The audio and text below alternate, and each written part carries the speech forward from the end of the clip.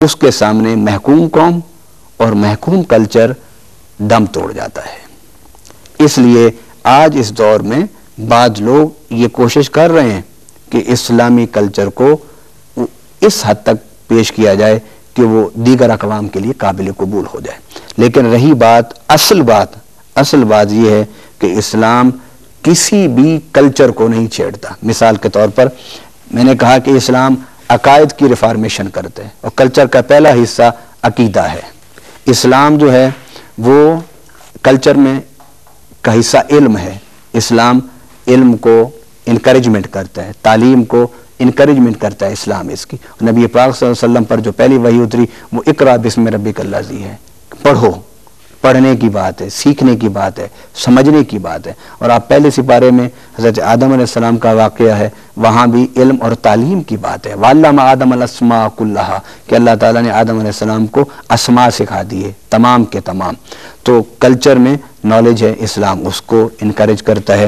Culture میں art ہے، اسلام اس میں بے حیائی کے عنصر کو صرف ختم کرنا چاہتا ہے۔ آرٹ، کسی بھی دنیا کی آرٹ کو اسلام نہیں ختم کرنا چاہتا، اس میں بے حیائی کی ریفارمیشن ختم کرنا چاہتا ہے۔ اسی طریقے سے کلچر کا حصہ اخلاقیات ہے، تو ہر مذہب اخلاقیات کی تعلیم دیتا ہے، اسلام بھی اخلاقیات کی تعلیم دیتا ہے، اور دنیا کا کوئی مذہب بھی بے حیائی، زنا، شراب اس کی بات نہیں کرتا۔ ایک اور سوال ہے اور ہمارے طالب علم پوچھنا چاہ رہے ہیں، ہم دیکھتے ہیں کہ ان کا کیا سوال ہے۔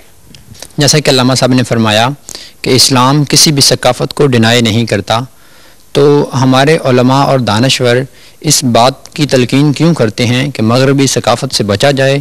کیا یہ اچھا ہو کہ ہم مغربی ثقافت میں سے اچھی چیزوں کو، اچھی باتوں کو اپنا لیں اور جو باتیں اینٹی اسلام ہیں ان سے رک جائیں؟ آپ اگر اسلام کے پہلے زمانہ فتوحات کو دیکھیں تو اس میں آپ کو یہی بات نظر آئے گی کہ اسلام جب حجاز مقدس سے نکلا، باقی علاقوں میں پہنچا اور شام، بلاد شام سے سفر کرتا ہوا ترکی اور استنبول، یورپ تک پہنچا، وہاں سے عراق اور ایران تک پہنچا، اس سارے سفر فتوحات میں اسلام نے یہی کچھ کیا کہ ان علاقوں میں جو ان کے اچھے اصول، اچھے رسوم، اچھے ادارے، اچھے معاملات، ملکی انتظام کے حوالے سے اچھے اسلوب، اسلام جب پھیلا تو مسلمان حکمرانوں نے ان کو اختیار کیا ہے۔ اور یہ بات آج اس دور میں ہمیں سوچنا ہوگی کہ ہم کسی بھی کلچر کے ساتھ ایسے بے مقصد لڑائی، جنگ اور جھگڑا نہ پیدا کریں۔ اب آپ دیکھیے کہ ہمارے یہاں پر اسلام کے حوالے سے لباس پر بڑی بات ہوتی ہے۔ اب اگر آپ اسلامی کلچر میں لباس کا تعین کر دیں گے تو جو مسلمان وہ ایک خاص قسم کا لباس نہیں پہنتے، ان مسلمانوں کے بارے میں آپ کیا کہیں گے؟ اب یہاں علماء، یہاں مشائخ وہ شلوار قمیض پہنتے ہیں اور باقی جو لباس ہیں ان کو پہننا پسند نہیں کرتے، لیکن آپ اگر دنیا میں گھومیں، دنیا میں جائیں، دنیا کو دیکھیں تو جو بلاد مغرب ہیں، بلاد امریکہ ہیں، ہمارے اسلامی ممالک ہیں، ان میں آپ دیکھیں کہ ان میں مختلف لباس علماء پہنتے ہیں۔ میں ملک شام گیا، میں نے وہاں نماز پڑھی ایک بہت بڑے شیخ کی مسجد میں، تو نماز پڑھنے کے بعد میں جب باہر نکلا تو اس دکان پر ایک ساتھی کھڑے تھے، میں ان کو بار بار دیکھتا رہا، میں نے کہیں دیکھا ہے، میں نے سلام کیا، سلام کرنے کے بعد میں نے ان سے پوچھا جناب میں نے آپ کو دیکھا ہے؟ کہنے جی کہاں دیکھا ہے؟ میں نے کہا ابھی تھوڑی دیر پہلے کہیں دیکھا ہے لیکن پتہ نہیں کہاں دیکھا ہے۔ انہوں نے کہا کہ مسجد میں دیکھا ہوگا۔ میں نے کہا ہاں۔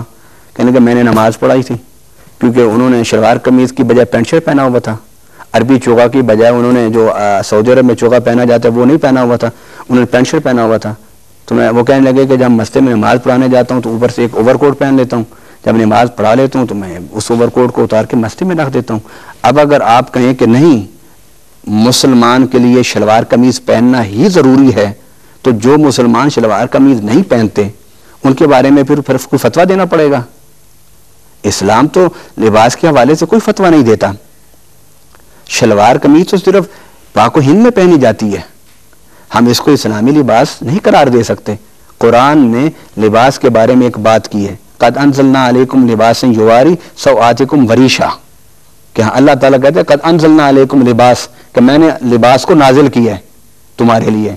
اس میں دو مقصد ہیں، ایک تو یہ ہے کہ تمہارا سطر ڈھانپے، اور دوسرا یہ ہے خوبصورت تمہیں بنائے.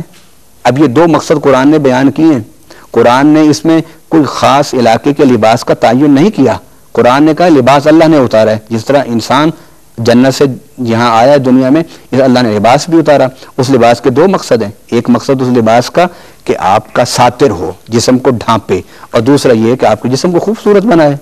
اسلام نے لباس کی روح کو بیان کر دیا ہے کہ لباس ساتر ہونا چاہیے اور پہنتے ہوئے خوبصورت لگنا چاہیے. یہ قرآن نے کہا ہے. اس لیے ہمیں ثقافت کی جنگ سے باہر آنا ہوگا، صرف ثقافت کی ریفارمیشن پر ہمیں توجہ دینا ہوگی. سر آپ نے فرمایا کہ ثقافت جو ہے کہ ارتقائی عمل ہے، یعنی اس میں ضروریات کے مطابق یا وقت کے مطابق کچھ چیزیں ہم اپناتے جاتے ہیں اور کچھ کو چھوڑتے جاتے ہیں. تو کیا آپ ایسا نہیں سمجھتے کہ اس ارتقائی عمل میں یا ثقافت کی دوڑ میں ہم لوگ اپنے اسلامی روایات اور بیسکس کو مطلب بھولتے جا رہے ہیں؟ اگر آپ اس سے متفق ہیں تو اس کا حل کیا ہے؟ دیکھیے، ثقافت کا جو ارتقاء ہے، ثقافتی ارتقائی سفر کو سیولائزیشن کہتے ہیں، تہذیب کہتے ہیں. اور ثقافت آج سے کچھ عرصہ پہلے ہماری ثقافت میں جو سفر کا ذریعہ تھا وہ کچھ اور تھا. زمانہ ترقی کر گیا، ان سفر کے ذرائع کی جگہ دوسرے ذرائع آ گئے. ہم لوگ پہلے جن مکانوں میں رہتے تھے آج سے 100 سال 50 سال پہلے، اس کی وضاحت، اس کا بناؤ، اس کا اٹھان کسی اور انداز سے تھا، آج کسی اور انداز میں ہے.